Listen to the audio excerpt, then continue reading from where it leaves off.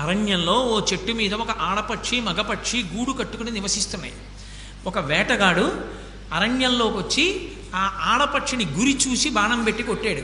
ఆ ఆడపక్షి కింద పడిపోయింది. మగపక్షి పైన తిరుగుతోంది. ఈ ఆడపక్షి శరీరంలోంచి బాణం పైకి తీసేసి దాని రెక్కలు పీకేసి అక్కడే తాటాకులు మంట వేసి బాణానికి గుచ్చి దాన్ని కాల్చుకుని తినేసి వెళ్ళిపోయాడు. చూసింది మగపక్షి, ఏడిచింది. కొంతకాలం అయింది, మళ్ళీ వచ్చాడు అడవిలోకి. హోర్న వాన, చీకటి పడిపోయింది. ఎక్కడికి వెళ్ళలేకపోయాడు. ఆకలి చలికి తట్టుకోలేకపోయాడు. ఏ చెట్టు మీద తను ఆడపక్షిని చంపాడో మగపక్షి ఒక్కటే ఉండిపోయిందో చెట్టు కిందకు వచ్చి పడిపోయాడు. మగపక్షి చూసింది, నేను ఉన్న చెట్టు కిందకు వచ్చి పడిపోయాడు కాబట్టి నేను ఉన్న ఇంటి ముందుకు వచ్చి పడిపోయినట్టు. అతిథిని రక్షించినప్పుడు నా గృహస్థాశ్రమం ఎందుకు అంది. ఎక్కడికి వెళ్ళింది. కొద్దిగా అగ్నిహోత్రం తెచ్చి ఎండు చితుకులు తెచ్చి మంట వేసింది. ఆ వేడికి లేచాడు. తెప్పరిల్లి ఒళ్ళు కాచుకున్నాడు.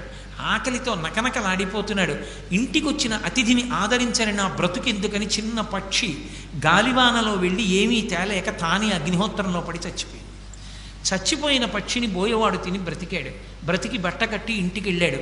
ఒక పక్షి ఆదరబుద్ధిని చూపించింది, గృహస్థాశ్రమ ధర్మాన్ని పాటించింది. క్షత్రియుడనై దశరథ మహారాజు గారి కొడుకునై నేనే విభీషణుడికి శరణాగతి చేస్తే ఆశ్చర్యం ఇవ్వకపోతే, అనుమానపడితే ఇక నేనెందుకు క్షత్రియ జన్మ, ఇంకెక్కడి నా ధర్మం? అందుకే విభీషణుడు కాదు, రావణుడే వచ్చి శరణాగతి చేసినా అభయం ఇచ్చేస్తాను.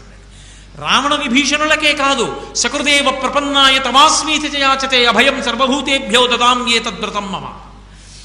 సమస్త ప్రాణులలో ఏ ప్రాణి అయినా సరే, యుద్ధకాండ, ఏ ప్రాణి అయినా సరే, రామా నేను నీవాడనని వచ్చి నా పాదముల మీద పడిపోతే చాలు, వాళ్ళకి నా శరణం, వాళ్ళు పాడవకుండా నేను చూస్తాను.